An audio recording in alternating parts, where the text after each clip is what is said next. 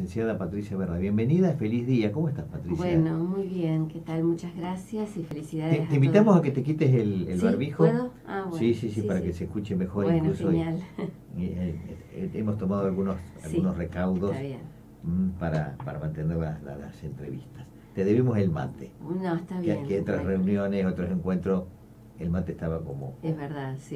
parte de la charla. Sí, y si no era el individual. Pero Claro. bueno, no, está bien. Sí, a mí me cuesta un poco el mate de forma individual. Acostumbrado a lo familiar, a lo colectivo, al entorno, me cuesta un poco más. Pero bueno, son los cambios que hay que acostumbrarse. Seguro, bueno. Bueno, la fecha nace en el año 74. 74, sí. Casi prácticamente 50 años, casi. Sí, es una profesión muy joven. Es una profesión joven. Pero y más en Argentina. Eran muy castigados ustedes cuando arrancó. Y sí, por supuesto. Estaba mal visto, eran... Vos pensás que, bueno, toda la cuestión de la represión militar también tuvo mucho. Fue una de las profesiones muy perseguidas. Así como hubo colaboracionistas también al régimen militar. Sí, un grupo de psicólogos se reúnen y estudiantes como para darle más identidad y más entidad a la profesión. Y más independencia también, ¿no? No ser solo auxiliares de otras profesiones, como por ejemplo de la psiquiatría. Ahora tiene una autonomía la psicología y bueno, cada vez mayor. Pero sí, fue muy castigada. Es más, hubo muchísimos psicólogos y psicoanalistas exiliados. Claro. Y otros, bueno, torturados, desaparecidos, de todo. Bueno, y hoy está no solo aceptada, sino también que se abrió muchos caminos. Sí, por supuesto. Fíjate vos en el deporte. Sí. Por dar una manifestación así más masiva, más popular. Sí. En las empresas nadie hoy cuestiona al psicólogo. Tal cual. Son como especialidades o especificidades que se van dando, sobre todo a nivel institucional o grupal. Que no quede solamente en lo clínico y en lo individual, sino que se pueda llevar a instituciones, bueno, a la educación, bueno, en lo público también. Claro. Eso también es novedoso, ¿no? Porque si no siempre es que como que quedaba relegada a la profesión liberal, al ejercicio liberal de la profesión, digamos, y privado. Claro. En cambio ahora tenemos la suerte de contar con equipos de salud, no solamente en varios lugares, y hablando de 9 de julio, además en el partido. Todas las ciudades del partido cuentan con un psicólogo. Sí, a veces cuando hemos hablado de los hospitales, aflora precisamente la presencia tanto en el hospital de Quiroga, con el hospital de Dudiñán, o en los CAPS de todas las poblaciones. ¿También? Sí, también. Sí.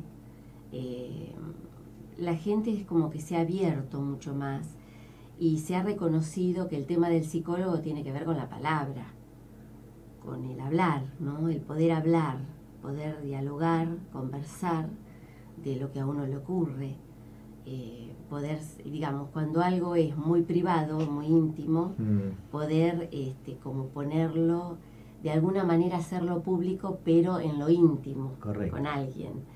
Y al revés, cuando algo es demasiado externo o está demasiado exteriorizado, demasiado pasado al acto, digamos, al afuera, o demasiado escándalo, poder privarlo o privatizarlo de alguna manera en lo íntimo. Bien, como darle un orden. Bueno, contigo, en otro momento ante la pandemia hemos charlado varias veces como poniendo en el diván temas, ¿no? Temas, claro, también, cuestiones. Cuestiones, para ver qué surgían. Cuestiones para analizar, porque también podemos pensarlo al psicólogo como un analista, ¿no? Esto de poder analizar el discurso. Claro.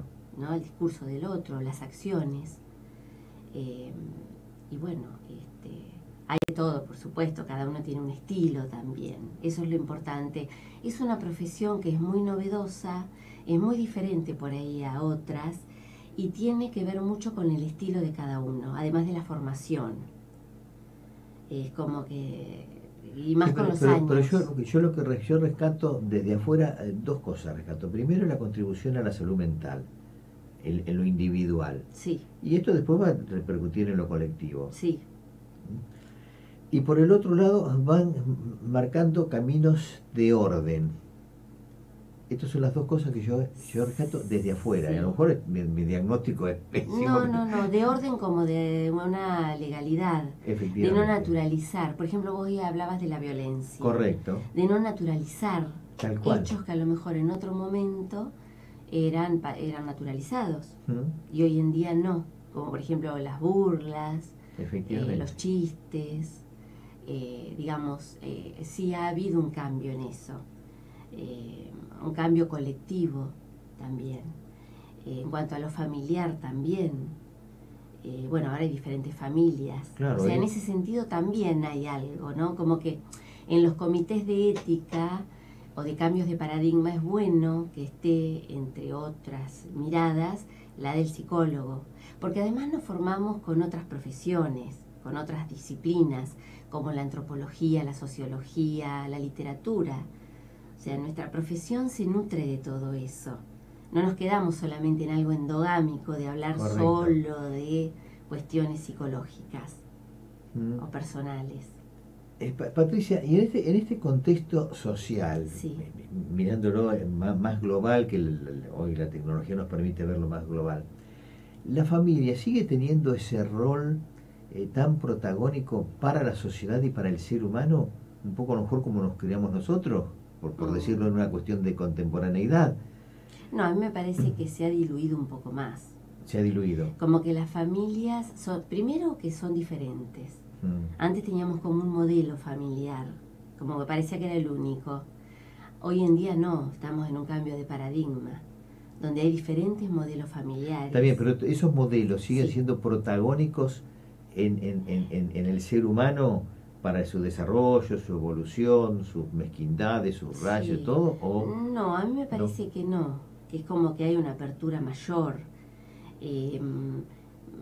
Vos fíjate que ahora todo es más exogámico, no tan endogámico. Claro. El adentro, digamos, el afuera entra, es como que antes había que salir. Claro. ¿No? La endogamia era quedarse adentro, la exogamia era comenzar a salir al afuera, la socialización.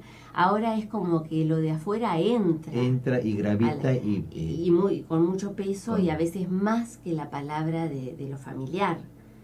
Como que lo familiar se vuelve extraño a veces y lo extraño se vuelve familiar. Claro. Hay una cuestión ahí bastante como más, no sé, no se puede decir si es mejor o peor. Son diferentes y hay que arreglárselas con eso. Es como que se compite a lo mejor más con el tema de los medios. Y vos fíjate que los niños ya vienen como muy estimulados y bueno, los padres no están tan en contacto muchas veces con los chicos porque están trabajando y los niños por ahí se crían más, no es que no se críen con sus padres o sus figuras parentales, pero sí desde pequeños ya tienen un intercambio mayor con el afuera. Claro, sí, se arranca con los 3 años, a partir del jardín ya viene todo y desde antes. Sí, seguramente, pero bueno, como niñeras o claro. tienen maternales, o ven la televisión o los celulares. Es como que, viste, manejan la tecnología y la visión, la mirada está mucho más estimulada desde ese sentido, ¿no? El mundo entra por los ojos y somos mirados también. Claro, no tan estructurado me da la impresión, más pragmático. Resuelve las cosas más dinámicas. Entonces, puede ser. Lo hizo dinámico, lo hace mucho, lo convierte más pragmático. Esa es la sensación que uno ve desde afuera. Puede ser, sí. Sí, lo pragmático es algo muy... es cierto, sí, incluso te das cuenta en los jóvenes. Por eso. Cuando te dicen no tanto rollo, claro. No te hagas tanta... como que más fácil y más simple de lo que uno por ahí... Antes hablábamos más de complejos, claro. ¿no? Del complejo parental, de un montón de cuestiones que hoy en día no es que no estén, pero no gravitan de la misma manera, ¿no? Por ahí se trabaja con eso desde otros lugares. Sí. ¿No? Desde otras posiciones también. Bien. Y además, mira, yo te voy a contar una anécdota de no hace mucho con mi hija mayor. Yo le venía marcando cosas a ella como estímulo hacia la vida, máxime con la salida laboral. Y entonces le dije, mira, te hice un contacto acá, te hice un contacto allá, ponete en vinculación con esto, etcétera. ¿Qué me dice un día? Mira, papá, yo ya soy grande, lo único que te pido, deja que yo me ocupe. Exacto. Me paró la moto, como dicen los pibes. Claro, puso un límite, un no. Y a lo mejor yo venía con esa costumbre de los mayores de las generaciones nuestras, sí, que lo hacían con un sentido de orientación, de la misma buena fe que se lo estaba haciendo yo. Sí, sí. Que yo no hubiese tenido una respuesta así. A lo mejor en la intimidad hubiese dicho, y bueno, yo me voy a buscar este camino, valoro lo que me están haciendo, pero bueno, en definitiva lo voy a elegir yo. Claro. Como que no me animaba a eso. Claro. Sí, a la cuestión proteccionista, efectivamente, verla como un límite y un... Porque una cuestión es el desamparo, o sea, una cuestión es querer alojar para que alguien no quede desamparado, y otra cosa es ya meterse demasiado, donde no se deja que el otro crezca y que tenga sus alas. Digamos, todos tenemos raíces, pero a la vez alas, como para poder hacer nuestro camino y nuestro recorrido en nuestro estilo propio. Y por ahí es cierto, buscar desde lo propio. Claro, sí, ¿no? me causó mucha gracia. Y está bien, sí, sí. Y después lo charlé con la más chica y me dijo ese tema de otra manera, y me dijo, sí, yo busco este perfil, como diciendo, claro, déjenme que yo soy capaz de... Claro. Que no quiere decir que no hayan tomado de lo tuyo y te hayan agradecido. Por eso no, pudieron dar ese paso solas. Correcto, no. Pero además, ¿por qué lo pongo en mi persona? Porque eso lo fui observando también. A partir de ahí lo fui observando, claro, en un tema generacional. Sí, sí, por supuesto. Y entonces creo que a muchos padres les ha pasado eso, sí, de manera más directa o menos directa. Sí. Bueno, las generaciones van marcando sus modos, sus ser, estilos, ¿no? En todo, seguro. Vos fíjate que desde la música, desde la moda, sí, tal cual. El discurso, las palabras, todo tiene, digamos, su connotación generacional.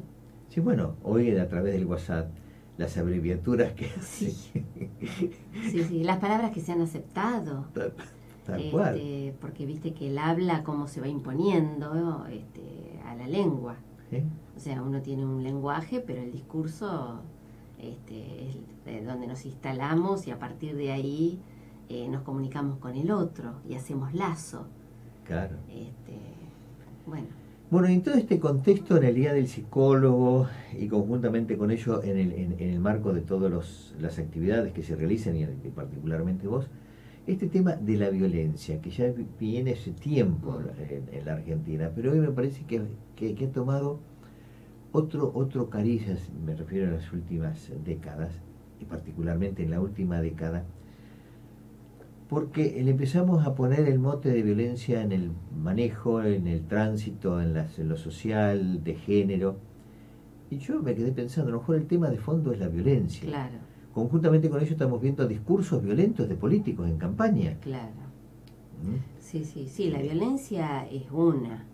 Por eso. Digamos, la violencia, o lo violento, o la agresión, digamos, por supuesto que siempre es repudiable, cualquiera sea la manifestación.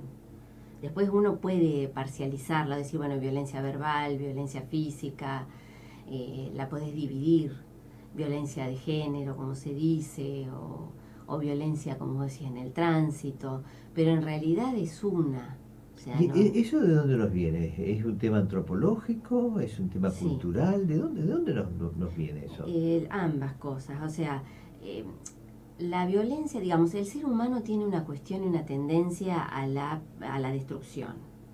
Que si eso no se domestica de alguna manera, por decirlo de alguna forma, o no entra en una cuestión de lazo amoroso, obviamente se da rienda suelta al odio o a la destrucción o a querer, digamos, autodestruirse o destruir al otro.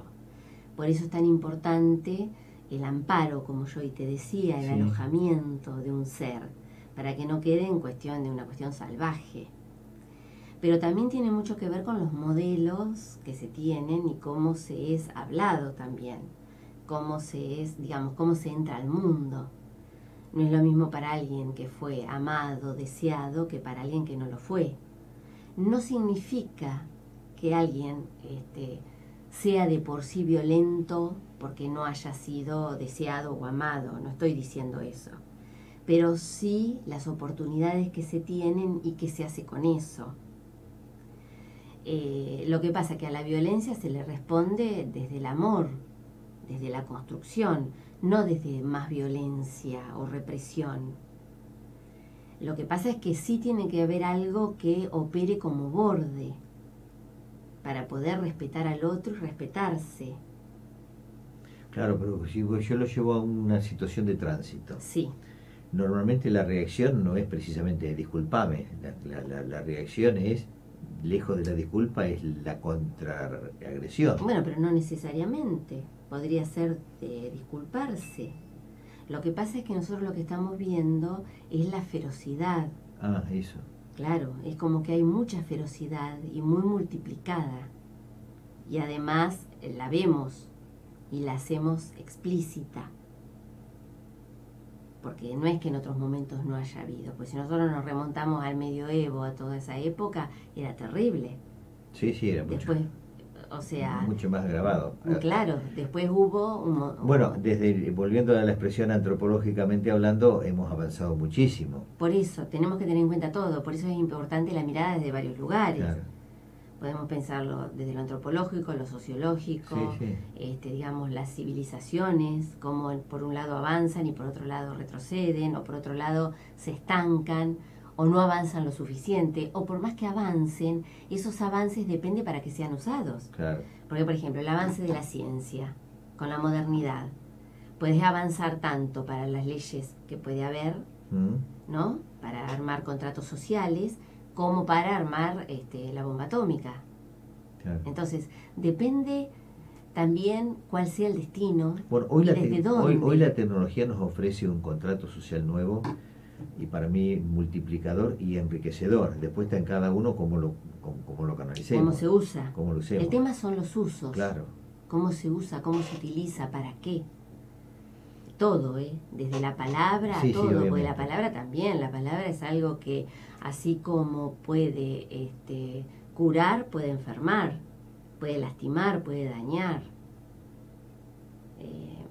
Y bueno, lo mismo ocurre con las relaciones humanas, lazos, ¿no?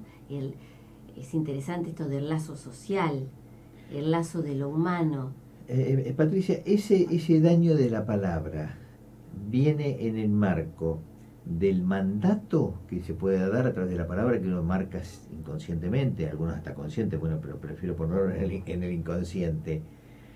Ese mandato a las nuevas generaciones, o a los hijos particularmente, o por el contrario viene desde otro enfoque. No, esto de los mandatos es muy fuerte. Lo que pasa es que uno, bueno, cuando hace análisis los trabaja, están trabajados. Entonces, bueno, pasas de esos mandatos a hacerte responsable y de qué vas a transmitir y qué no. A qué le vas a decir que no y a qué le vas a decir que sí. Y qué otro tipo de mandatos puede haber. Pero sí, digamos, cuando uno se hace responsable de esto, no podés todo delegarlo o culpabilizar al otro y tirar la pelota afuera, claro, sino que tenés que tomar en cuenta las responsabilidades propias y qué vas a hacer con las futuras generaciones también. ¿Y de dónde nos viene que permanentemente queremos justificar todo? Pasamos el semáforo en rojo y la culpa es porque estaba apurado. Bueno, eso es para no hacerse responsable. Eso es para no hacerse responsable. Claro, porque es más fácil responsabilizar al otro y quitarte responsabilidades. Pero justamente el ser humano, lo que nos hace humanos, en cierta medida, entre otras cosas, es eso. Es hacernos responsables no solo de lo consciente, sino también de nuestro inconsciente. Sí, pero se da mucho, y sobre todo en política. Vos viste que permanentemente la culpa siempre es del otro. Sí. Bueno, la política es un tema, es interesante. ¿Por qué? Porque es un discurso. sea, es interesante hablar de discursos. Bien. ¿No? Entonces, el discurso de lo político es un discurso como muy cerrado. Es un discurso medio como paranoico y paranoide, ¿no? Como que tiene esto de, sí, culpar siempre al otro, hay una cuestión muy de egocentrismo, muy, no sé cómo llamarlo, pero megalómano.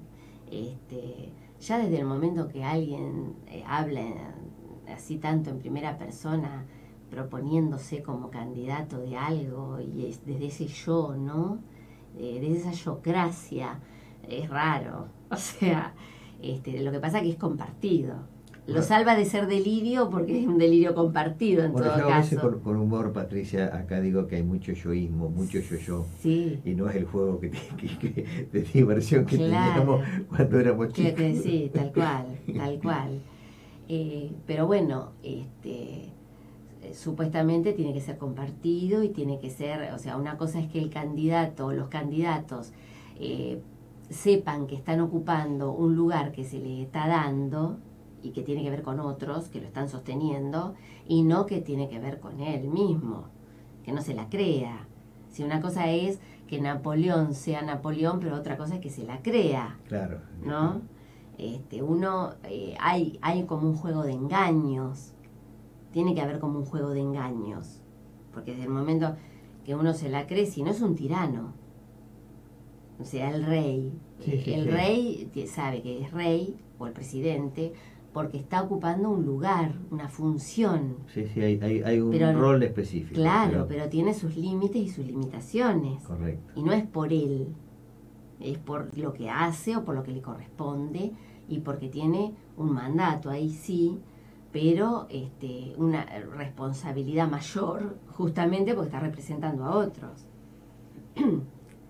Esto es lo mismo con los padres, como hoy decías. Bueno, es importante saber que uno cumple funciones, o en las parejas, o sea, son lugares y funciones que hay que cuidar, porque hay relaciones de dominio también. Entonces uno tiene que hacer uso, pero no abuso, y respetar al otro, ¿no? En estas posiciones, son posiciones de amado y de amante, pero donde uno tiene que respetar ambas y jugar en el buen sentido de la palabra en ambas, pero no posicionarse en una sola, porque si no sería el amo. Digamos, el discurso del amo hace eso, se posiciona en ese lugar y determina lo que es para el otro, como el César, el pulgar para arriba o para abajo. Bien, y a partir de ahí se origina, volviendo al tema de la violencia, se origina el caso. Más violencia. Claro. Eso originaría más violencia, ¿no? En cambio, lo otro que vos dijiste, que el tema de la disculpa entra en otro terreno, que es el de la compasión, el de humanizarse, el saber que uno se puede equivocar. Se puede equivocar. Exactamente. Ser humano, ¿no? Ser humano es eso. Humanizarse es eso. Saber que somos seres vivientes, seres hablantes, pertenecemos a una sociedad, a un linaje, pero a la vez tenemos la posibilidad de generar algo propio, que en eso también nos diferenciamos. Entonces, pertenecemos a una familia, a una cultura, pero a su vez tenemos un plus donde vamos a dar algo diferente, y ahí nos diferenciamos.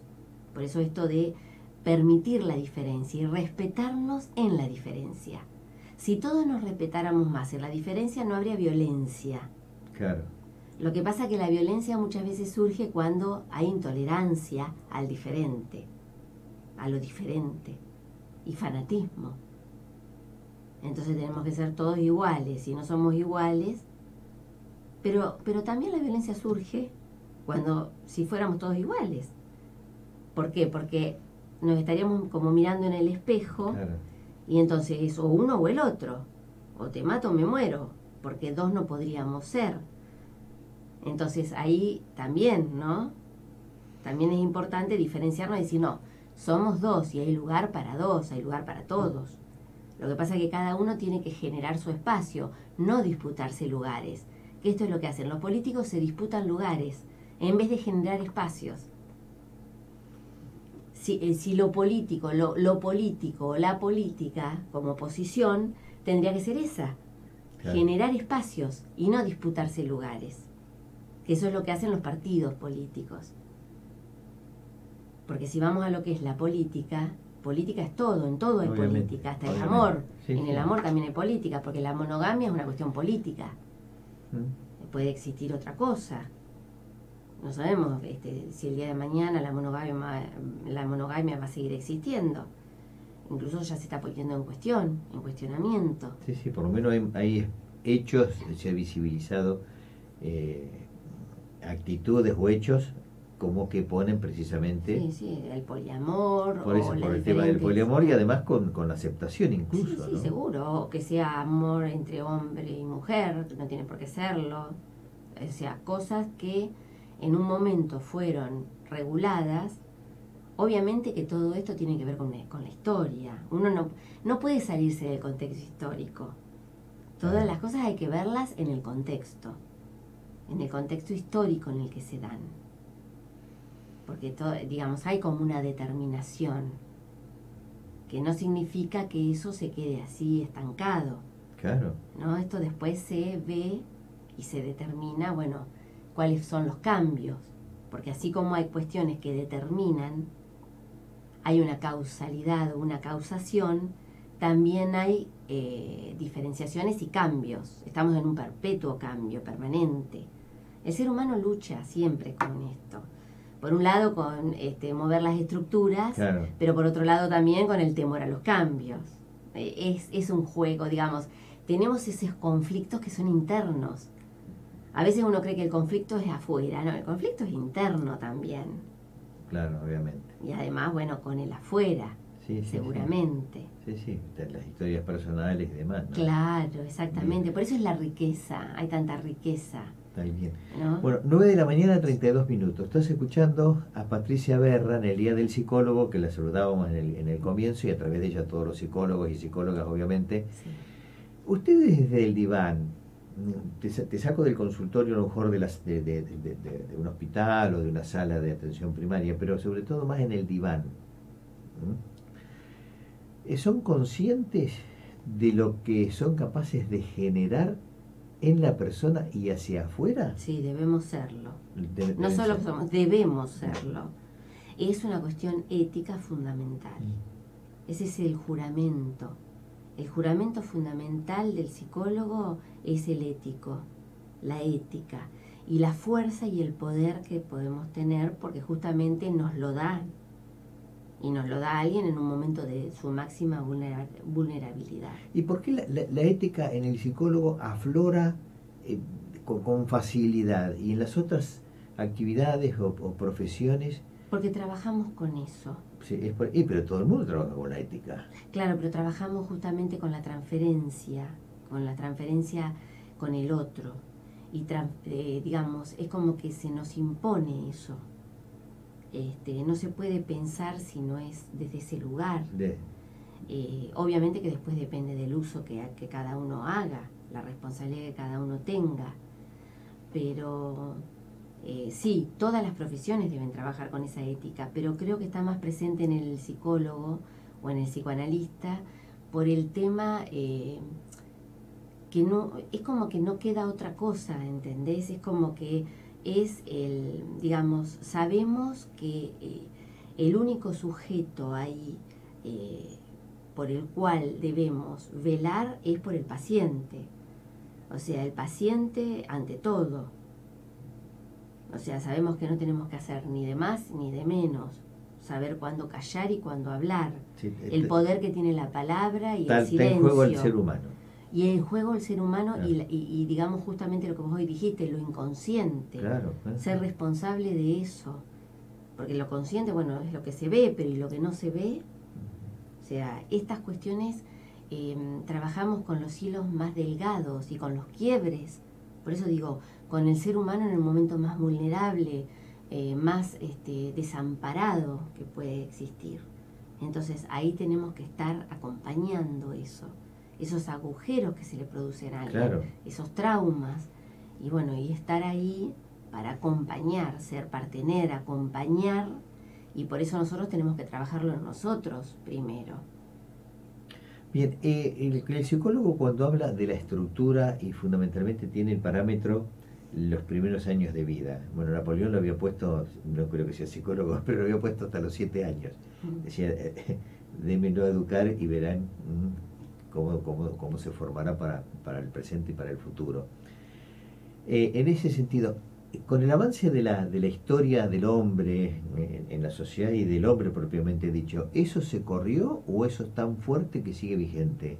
¿Entendida la...? Sí, sí. No, las cuestiones estructurales, como vos decís, estructurantes, obviamente se dan en los primeros años. Eso sí. Ahora, no hay que ser tan deterministas. ¿Por qué? Porque si nos quedamos en eso, es como decir, bueno, esto ya está. Solamente me dedico como a emparchar algo. Y no es así. O sea, no.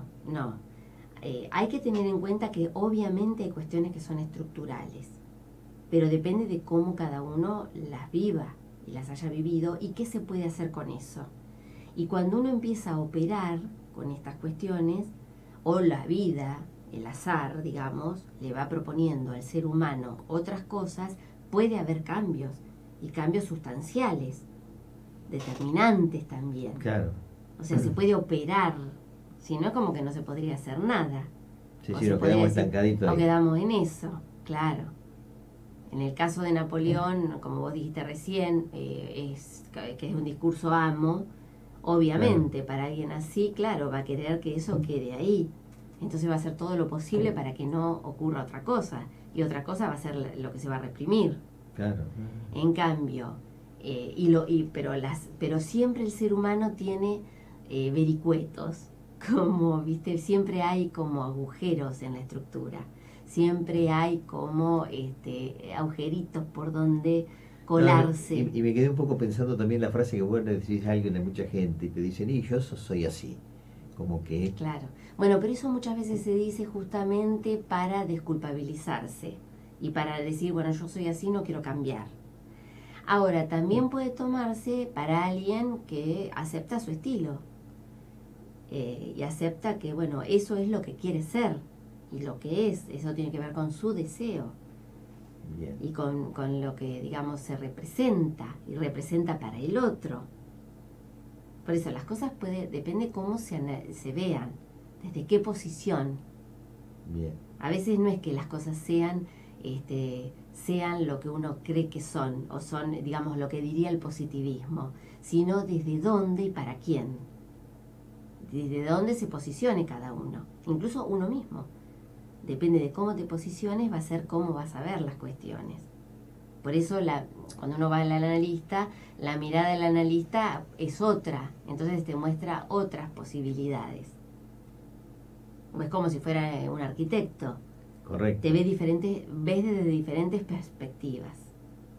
Poder ampliar, ¿no? Y no quedarte cerrado en algo. Bien. Hay personas que son puntuales a las citas por naturaleza. Y otros a veces toman la referencia, es decir, el encuentro es a las 9 y toman la referencia a las 9, pueden llegar 9 y 5, 9 y 10, otros dicen, no, yo a las 9 tengo que estar o 9 menos 5. En el trabajo de la actividad de ustedes, del psicólogo, ese tema del horario, ¿por qué tiene tanta importancia? Citaste al paciente a las 9 y a las 9 tiene que empezar el diván o la entrevista o la consulta. Yo creo que eso, yo te voy a responder personalmente. A mí me parece que eso tiene más que ver con una cuestión del encuadre, o sea, de una ortodoxia. O sea, la cuestión ortodoxa tiene más que ver con el encuadre, con que tiene que respetarse el horario, como que hay más reglas, como que es todo más estructurado. Por ahí, quienes trabajamos desde otros marcos, no somos tan estructurados en ese sentido. Y no interpretamos tanto esta cuestión. Yo creo que muchas veces sirve, en algunos casos, le sirve más al psicólogo en ese caso que al paciente. Porque por ahí en algunos pacientes puede servir como una cuestión de ordenamiento, sí, de burocracia. Yo siempre lo interpreté por ese lado. Claro, es como burocratizarlo, como para ordenarlo.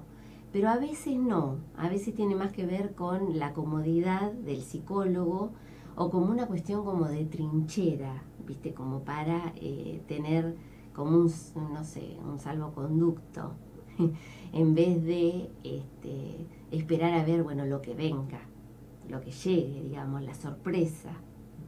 Yo lo pensé por un lado, al paciente un orden y también un respeto, porque si es como las reuniones de grupo y demás, que ponemos un horario a las 8, no lleguemos a 8:30. Pero la cuestión del respeto también se puede como problematizar, porque a veces el respeto no es solamente cumplir con un horario. No, estamos de acuerdo. El respeto tiene que ver con un montón de cuestiones. Sí, sí, sí. Es como la frase mía, crecer no significa cumplir años. Claro, exactamente. Claro, muy bien, sí, bien definido, tal cual. Eso sería, porque muchas veces puede ser, bueno, cumplís con un horario, pero no por eso... Si vas a rendir. Claro, al contrario, o capaz que justamente se da lo contrario. Sí, se da el paciente que justamente te cumple el horario todo y no pasa nada. Como que se acostumbra a eso, entonces pasa a ser una cuestión de costumbre, una cuestión pragmática, como vos decías, le toma el tiempo y entonces ahí no hay nada que sorprenda. Claro. Y no pasa nada. no hay ningún movimiento en su vida o en su posicionamiento. Correcto. Sí, pero pues yo cumplo. Claro. Es más, ¿cuántas veces justamente paga para no trabajar? Para que no haya efectos. Entonces a lo mejor está años, por supuesto que ahí hay un analista que lo está permitiendo, cuando en realidad esto no habría que permitirlo y habría, porque lo que hace el analista es lo que dice el nombre de tu programa, es despertar. Claro. La cuestión es despertar al sujeto, despertarlo al otro, conmoverlo, ¿no? Que se haga cargo, que abra los ojos, que mire de otra manera y que se mire y se escuche. Sí, bueno, aprovechando eso, Despertate fue siempre ese nombre para esto. De hecho, vos estás hablando ahora de estas cosas. En el doble sentido, claro. No solo que nos despertamos porque amanece, sino que hay otras cosas más, además de la noticia. Enterate, como decía, enterate. Claro. Claro, sí, además de la noticia y el ejemplo concreto, la charla contigo. Claro, bueno, y enterarse es esto, ¿no? Enterarse es responsabilizarse. Claro. Y responsabilizarse es poder dar una respuesta. Claro. Porque la responsabilidad tiene que ver con la respuesta que cada uno puede dar, por supuesto, la posible para cada uno. Obviamente. ¿No? Qué interesante, ¿no? Todo bueno. el bagaje que nos estás dejando en el día del Bueno, psicólogo. Me alegro, porque la verdad que eso es lo que queremos. Sumar, digamos, nuestro grano de arena. No es nada más ni nada menos que eso. No, yo creo que están sumando un grano de arena altamente relevante, que a lo mejor ustedes ni se dan cuenta. Puede ser. Hoy en la sociedad. Sí. Desde varios factores. Hoy, yo te mencionaba, además del consultorio o lo personal, desde ahí salen cosas hacia lo colectivo. También el mensaje de contención de selecciones de fútbol, de equipos. Sí, eso es interesantísimo. La parte empresarial. También. En los determinados grupos importantes. Sí, en todas las instituciones. En todas las instituciones. Sí, a nivel institucional, sí, cómo no. Es interesante esto. Por eso te digo, esto del analista, ¿no? Del análisis del discurso. Obviamente. En el caso de las enfermedades. También. Para sobrellevarlas. Entonces, la gran pregunta a veces es, ¿hay enfermedades o hay enfermos? Claro, entonces, o ninguna de las dos cosas, sino padecimientos. Claro. Sujetos que padecen, ¿no? Entonces, seres humanos que padecen, o seres vivientes que les toca padecer determinadas enfermedades en su época. Como fue en algún momento la lepra, hoy nos toca a nosotros esta. Pero, viste, uno cuando, digamos, creemos que lo peor siempre nos pasa a nosotros o en la época, y no es así. O sea, no somos el ombligo del mundo, lo digo ni como personas, ni como sujetos, ni como sociedades. Cuando vemos las cosas que han ocurrido en otros momentos, o a otras personas, nos salimos, también nos tenemos que salir un poco como para decir, bueno, mirá las cosas que tuvieron que vivir otros. Bueno, o decir, por ejemplo, la gente se moría a los 30 años y uno dice que es joven. No, eran viejos. Claro, en ese momento, 30, 40 años era la expectativa de vida. Claro. Sí, entonces claro. Jesús murió viejo, no era joven, era viejo. Sí, para la época. Para la época, bueno, por eso digo, por eso esto de contextualizar. Ahora estamos viviendo otra cosa, que yo siempre digo, que es, aumentaron las expectativas de vida. Bueno, pero tiene que aumentar la calidad de vida. Claro. Porque si podemos vivir, el ser humano está preparado para vivir hasta los 100 o más, hay gente que dice que hasta los 100 y pico, bueno, pero la calidad tiene que aumentar también. Sí. Entonces, bueno, que realmente lleguemos bien. Y la calidad también está en lo mental. La lucidez y en el cuerpo también. Sí. Ambas cosas, cuerpo y mente, o alma, lo que le quieran llamar. Pero ambas cosas, no hay que separarlas. Ambas cosas son importantes. El cuidado es todo el cuidado. Por supuesto. El cuidado del cuerpo, el cuidado por eso de lo que se dice, de lo que se escucha, del filtro que uno pone. Vos tomás una computadora, le vas poniendo palabras a la computadora, apretás Enter y te sale un mensaje que fuiste escribiendo, más pensado. ¿Se tiene conciencia desde los padres en el momento del nacimiento del hijo, precisamente que el mensaje que le vaya a dar en algún momento es el Enter y se pone ahí en pantalla ese mensaje? Y bueno, eso es lo esperable. Lo esperable es que ser padres sea eso, sea alojar a un ser, a un nuevo ser. Pero nos damos cuenta, me refiero... Y en algunas cosas sí, en otras no. Y en algunas cosas nos damos cuenta y en otras no nos damos cuenta. Nos damos cuenta después. Nos damos cuenta. ¿Viste? Por los efectos. Claro. Es como que muchas veces no nos podemos anticipar. Podemos preparar el camino, desear... pero después, el efecto viene después también, a ver qué pasó. Claro. Cómo nos podemos sembrar, digo. Sí, después la cosecha, hay que ver qué pasa en la cosecha. El ente que yo tengo más pragmático. A ver qué cosechamos. ¿Qué y cómo nos sorprenden, porque hay cosas que no tienen nada que ver con nosotros y ellos sí nos educan a nosotros también. Sí, por supuesto. Ellos nos dan, nos traen, no es que uno solamente da, también recibimos. Sí. Es un ida y vuelta todo el tiempo. Es una construcción permanente. Es una construcción permanente y siempre hay un ida y vuelta. Por eso digo en todos, padres, hijos, hermanos, parientes, parejas, colegas, la cuestión está de lo fraterno. El colega tiene que ver con lo fraterno. Son sociedades fraternas.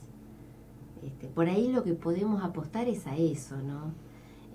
Que las sociedades sean cada vez más fraternas y no tan verticalistas. Eso sería lo más, a lo mejor lo más democrático posible, por lo menos hasta ahora. Por eso, bueno, sería esperable en los partidos políticos, que lamentablemente no ocurre. A mí es un tema que me preocupa, porque me encanta la política, pero me cuesta participar justamente en los partidos políticos por estas cuestiones verticalistas. No, a mí lo que más me preocupa, eso es cierto. Yo eso a veces lo he mirado desde afuera, pero dije, bueno, una cuestión jerárquica o de orden.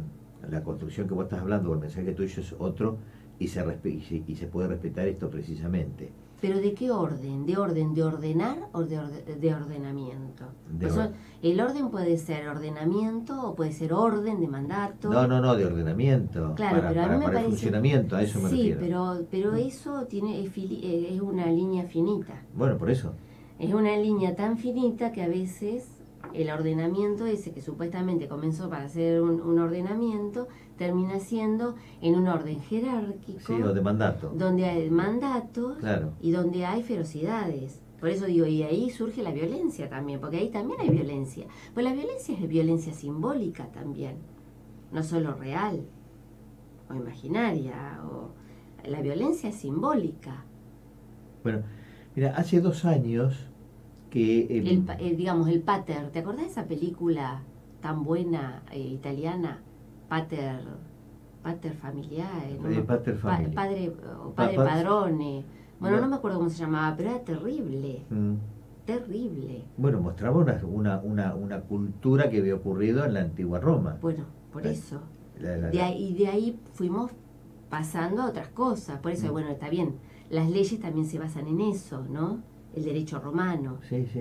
Vos sos abogado, así que vos lo sabés mejor que yo. Pero justamente creo que ahí es donde tenemos que ubicar al sujeto, tanto del inconsciente como al ser humano, cómo se va construyendo a partir de eso. Claro. Y en algún momento se construye el tema de la fraternidad, el hermano, el otro como par. Y también está la disimetría o asimetría, que hay que mantenerla muchas veces, pero eso no significa un poderío sobre el otro. No, pero empezar a mentalizarnos, construir la fraternidad y pensar en esto, sí, me parece que nos va a ayudar como sociedad a ir eliminando temas de violencia. Automáticamente aparezca el sentido de fraternidad. Entonces exactamente. Vos fíjate las herencias, por ejemplo. Eso es terrible. O sea, donde los hermanos, por las herencias, se sacan los ojos. Sí. Entonces, ahí es donde se pone en juego, digamos, en situaciones límites, es donde se pone en juego también las posiciones de cada uno. Y también, bueno, ¿qué pasa, no? ¿Qué queremos? ¿Qué deseamos? ¿De qué se trata? ¿Se trata de una cuestión material solamente o hay otras cuestiones en juego? O por ejemplo, qué sé yo, no sé, hablando de la política. Bueno, pero ¿qué espera un político que para el otro? ¿Qué espera para nosotros? Quien llega a los lugares que tiene que llegar. ¿Cómo administra lo que nosotros le delegamos para que administre? No sé, a mí me interesa hablar de esto. No sé si te incomoda, pero, por ejemplo, al contrario, yo veo que hay gente que se muere de hambre. Decir que el hambre es delito. Y gente que no tiene techo. El no tener un techo, ¿no es un delito también? Para los gobernantes, no poder, de alguna forma, no va a haber violencia. Entonces, ¿quién genera la violencia? ¿Son violentas las personas? ¿O justamente las condiciones están dadas para eso? Porque si hubiera trabajo para todos, si hubiera más derecho, si se respetaran los derechos humanos y básicos, ¿habría tanta violencia o no? Bueno, yo te voy a poner un ejemplo tangencial, pero que está con esto.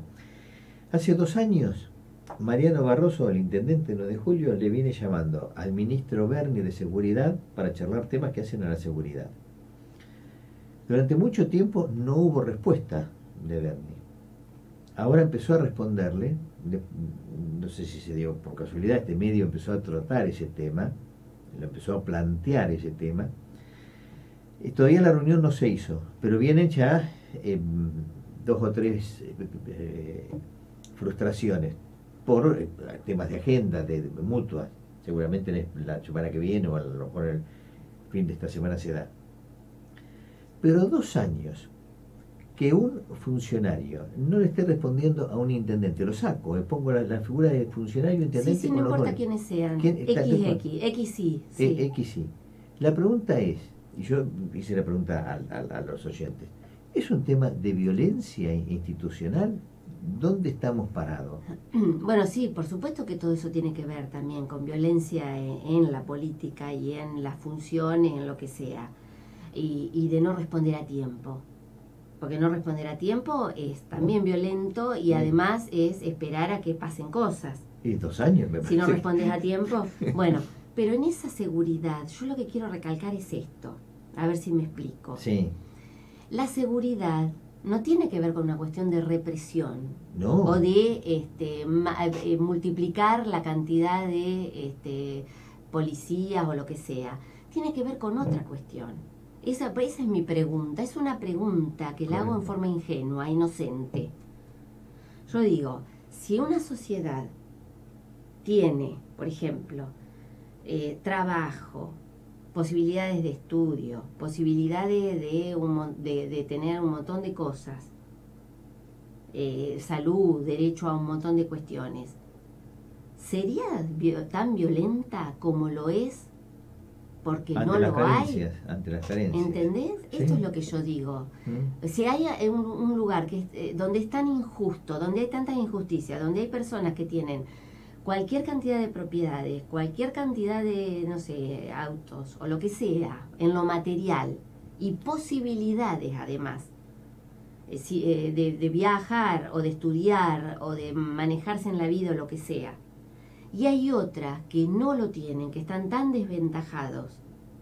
Cuando se producen estas cuestiones, ahí digo, ¿no es violencia eso también?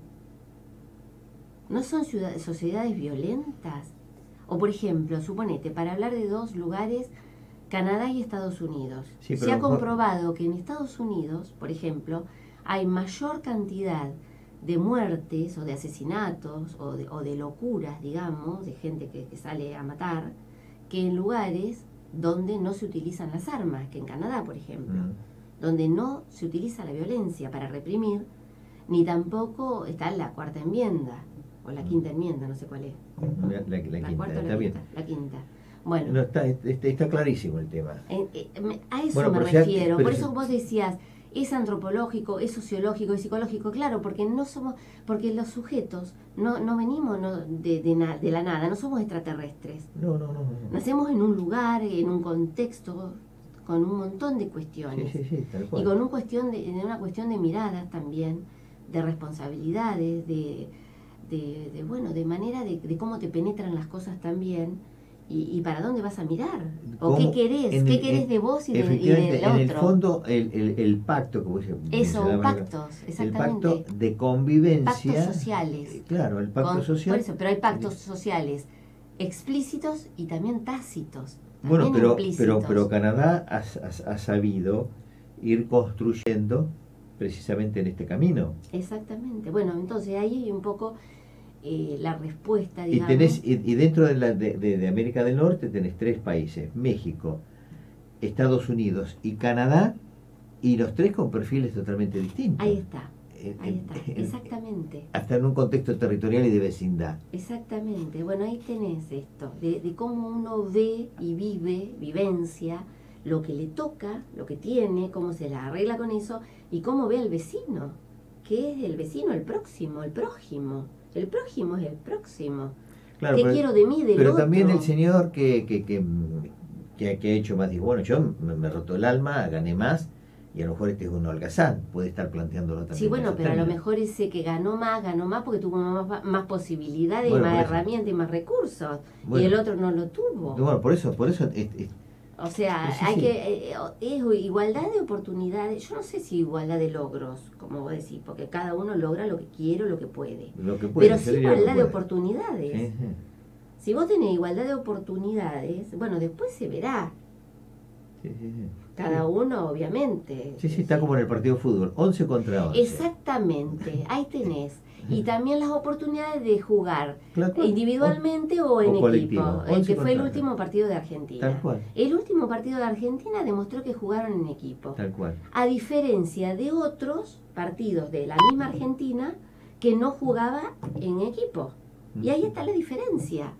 Eran los mismos, pero se pusieron de acuerdo o se le hizo un clic o qué sé yo qué, pero jugó en equipo y lo disfrutamos todos. Todos, y ellos mismos. Y lo disfrutaron ellos mismos.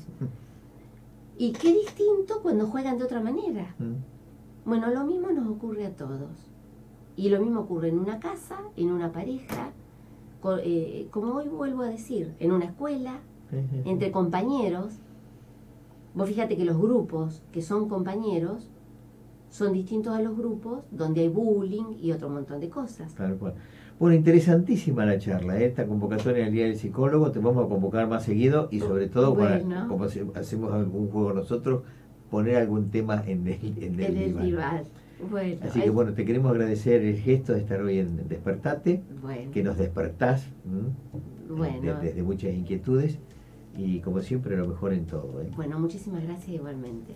Bueno, estamos llegando a las 10 de la mañana y ya arribando a las 10 de la mañana vamos a ir cerrando la presente edición de Despertar, que los vamos a convocar para mañana a las 7 de la mañana y a las 19 en breve se encadena, que es la síntesis en Cadena 9 TV de las noticias más importantes de lo que ha ocurrido a lo largo del día.